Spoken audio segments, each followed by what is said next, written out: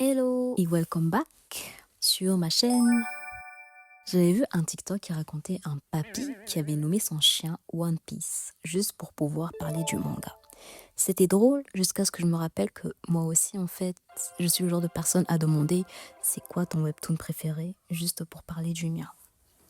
Bref, pour ceux qui le découvrent, le webtoon est pour les manhwas et mangas, selon moi en tout cas, ce qu'est Wattpad à la littérature. Le webtoon, c'est une bande dessinée numérique, souvent originaire de Corée du Sud, conçue pour être lue verticalement sur un smartphone ou un ordinateur et qui est diffusée en ligne par épisode. D'ailleurs, comme Wattpad, il y a une plateforme dédiée à la lecture de webtoon qui s'appelle justement Webtoon, mais il y en a quand même d'autres.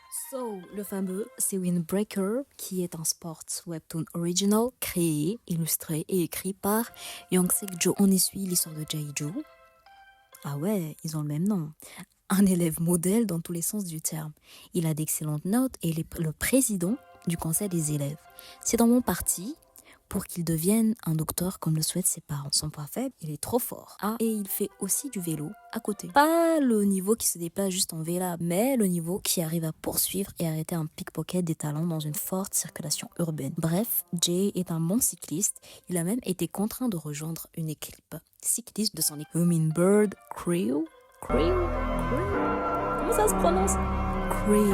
Il découvre alors un autre monde en dehors des études et du confort de ses manuels scolaires. Petit spoiler, mais très utile pour comprendre l'histoire. Jay, comme je vous l'ai dit, a un hobby pour le cyclisme qu'il pratique depuis l'enfance avec son oncle, aujourd'hui malheureusement décédé. Son aptitude envers ce sport l'amène à participer à la League of Street, une compétition de cyclisme amateur, aux côtés de ses coéquipiers, l'équipe de Hummingbird. Chacun pour X raisons, qui deviendront peu à peu ses amis. Son objectif en participant à cette compétition est de laver l'honneur de son oncle, dont la réputation a été ternie par une affaire de dopage dans laquelle il avait été injustement accusé.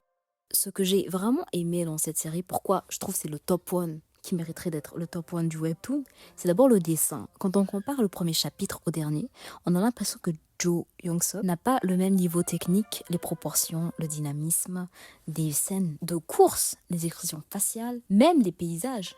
Tout a l'air plus abouti. Et c'est justement le genre d'évolution qui nous fait réaliser à quel point 12 ans de travail hebdomadaire, ça peut forger un artiste, même si spoiler encore, ça a aussi un revers de la médaille dont on va parler un peu plus tard. Mais comment parler de ce webtoon sans parler des personnages merveilleux qui y figurent? Chacun des personnages est construit avec un arc narratif propre à lui-même, sans jamais être uniquement des faire-valoir autour de Jay, le personnage principal. Entre guillemets. Chacun commence avec une raison assez superficielle ou égoïste de rejoindre Hummingbird et de participer à League of Street. Mais au fil des arcs, on découvre leurs faits, leur histoire perso et ils se transforment en une vraie famille, avec de vrais liens. Prenons par exemple Dom King, mon personnage préféré. Genre je disais limite, je disais Windbreaker juste pour voir Dom. Bon, je l'ai dit. Au premier abord, c'est le comic relief de la bande, un fan de sneakers, DJ à mi-temps dans le club de son père, et il ne rejoint clairement la Hummingbird au départ que pour impressionner une fille. Sur le papier, c'est le cliché du gars un peu béni, amoureux, transi. Sauf qu'on découvre progressivement qu'il est plus complexe que ça, avec un passé familial beaucoup plus lourd qu'il n'y paraît. Et surtout qu'au fil des saisons, il se surpassera énormément, quitte à se ressourcer chez un moine et changer de physique plusieurs fois pour mieux exceller à la compétition et se rendre donc plus utile à son équipe. Minou, un autre personnage que j'affectionne pas forcément, qui est bien écrit mais qui n'est pas malheureusement mon préféré non plus. Lui, fils d'une famille très riche, une vie qui semble parfaite de l'extérieur, mais sa relation avec sa famille est en réalité très abîmée.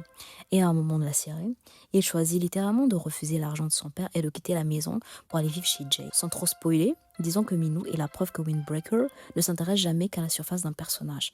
Plus t'avances, plus tu réalises que celui que tu pensais annexe se cache en fait une des histoires les plus poignante de la série. Et je ne parle même pas de tous les personnages qui ont chacun plusieurs chapitres dédiés juste à l'explication de leur background et de ce qui les motive à faire du vélo. C'est justement ce même Minou là qui convainc Jay de participer à League of Street. Et c'est là que l'on touche, selon moi, au vrai cœur de Windbreaker.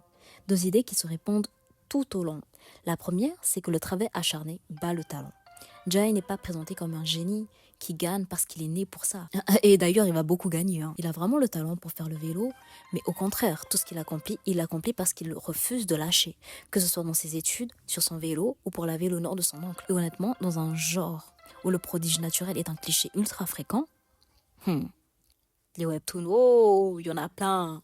Ça fait du bien de suivre quelqu'un qui gagne à la sueur et qui s'efforce chaque jour de travailler plus dur pour pouvoir augmenter en niveau et en skills et en XP. La deuxième, c'est l'amitié et la fraternité.